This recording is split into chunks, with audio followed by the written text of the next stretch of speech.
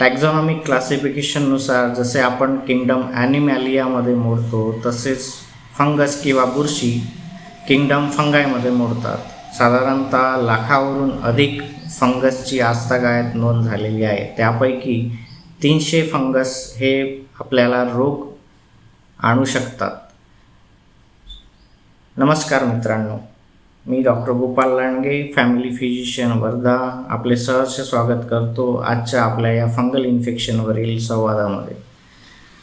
बुरशीजन्य आजारांमध्ये प्रामुख्याने hypersensitivity due to allergy to fungal spores or fungal molds, mycotoxicosis like mushroom poisoning, mycetismus due to ingestion of preformed fungal toxins आणि mycosis किंवा fungal infection या 4 प्रकारांचा प्रामुख्याने समावेश होतो।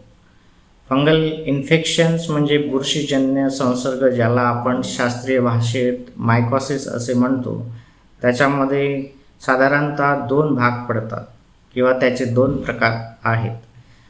पहिला प्रकार म्हणजे सुपरफिशियल फंगल इन्फेक्शन आणि दुसरा प्रकार म्हणजे डीप किंवा सिस्टमिक फंगल इन्फेक्शन।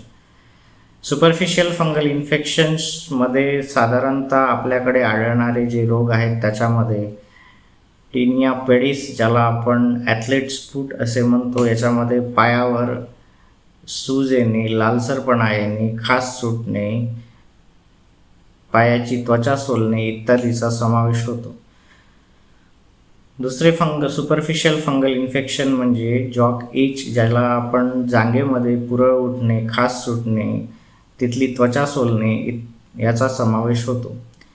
तिसरे फंगल इन्फेक्शन सुपरफिशियलमध्ये मोडणारे म्हणजे रिंगवर्म, ज्याला आपण गजकर्ण असे म्हणतो। याच्यामध्ये आपल्या शरीरावर अंगठीच्या आकाराचे लाल चट्टे येतात, पुरळ उठते, खास सुटते। चौथे फंगल इन्फेक्शन म्हणजे ईस्ट इन्फेक्शन, ज्याच्यामध्ये तोंडामध्ये जननेंद्रियाच्या भागांवर पांढरा खर जमा होतो आणि ज्याला आपण ओरल कॅन्डिडियासिस किंवा वल्वोव्हाजायनल कॅन्डिडियासिस असे म्हणतो। हे सुद्धा एक ईस्ट इन्फेक्शन असून फंगल इन्फेक्शनमध्ये मोडते। याच्यामध्ये आपल्या शरीरावर एक शिरणी नावाचा रोग आपण ऐकलाच असेल, हा सुद्धा एक फंगल इन्फेक्शनचा प्रकार आहे। Systemic fungal infection. Systemic fungal इन्फेक्शनमध्ये histoplasmosis, aspergillosis, candidiasis, mucormycosis, cryptococcosis, trichophytosis इत्यादींचा समावेश होतो। आता आपण बघूया लक्षणांबद्दल। सुपरफिशियल फंगल इन्फेक्शनची लक्षणे काय काय असू शकतात? सुपरफिशियल फंगल इन्फेक्शन म्हणजे आपल्या वरच्या भागावरील इन्फेक्शन। शरीरावर आपल्याला लालसर चट्टे दिसतात, खास सुटते, पुरळ उठते, त्वचा सोलते, त्वचेला क्रॅक जाते, नखांची जाडी वाढते, नखांचा रंग जातो किंवा नखे ठिसूळ होतात।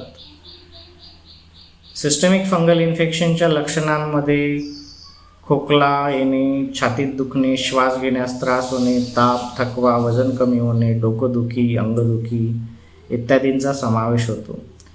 फंगल इन्फेक्शनचे निदान: डॉक्टरांकडे जाऊन वैद्यकीय तपासणी आणि काही तपासण्या करून आपण आपल्या रोगाचे निदान करू शकतो। फंगल इन्फेक्शनचा उपचार: वैद्यकीय सल्ल्यानुसार टॉपिकल किंवा ओरल अँटीफंगल औषधींचा वापर करून आपल्याला फंगल इन्फेक्शनला समूळ नष्ट करता येईल। सर्वात महत्त्वाचं, prevention is better than cure. शारीरिक स्वच्छता राखणे, स्वच्छ योग्य कपडे घालणे, तसेच दमट वातावरणात जाणे टाळणे किंवा आपली रोगप्रतिकार शक्ती वाढवणे हे या उपायांमुळे फंगल इन्फेक्शनला रोखता येईल। रिस्क फॅक्टर्स: फंगल इन्फेक्शन कोणांमध्ये जास्त प्रमाणात आढळते? कमकुवत रोगप्रतिकारशक्ती असलेले लोकांमध्ये, मधुमेह असलेल्यांमध्ये, अँटीबायोटिक्सचा वापर जे करतात त्यांच्यामध्ये, दमट किंवा उबदार वातावरणात ज्यांना नेहमी राहावं लागते अशामध्ये फंगल इन्फेक्शनचा प्रादुर्भाव होण्याची शक्यता वाढते। डॉक्टरांकडे कधी जायचे? त्वचेवरील वाढत चाललेले चट्टे, नखांवरील इन्फेक्शनमध्ये सतत वाढ होणे, खोकला येणे, श्वास घ्यायला त्रास होणे किंवा जर उपचार सुरू असेल तर परत इन्फेक्शन होऊ नये म्हणून डॉक्टरांकडे दिलेल्या तारखांना नियमित पाठपुरावा करणे याच्यामुळे फंगल इन्फेक्शनला रोखता येईल. धन्यवाद.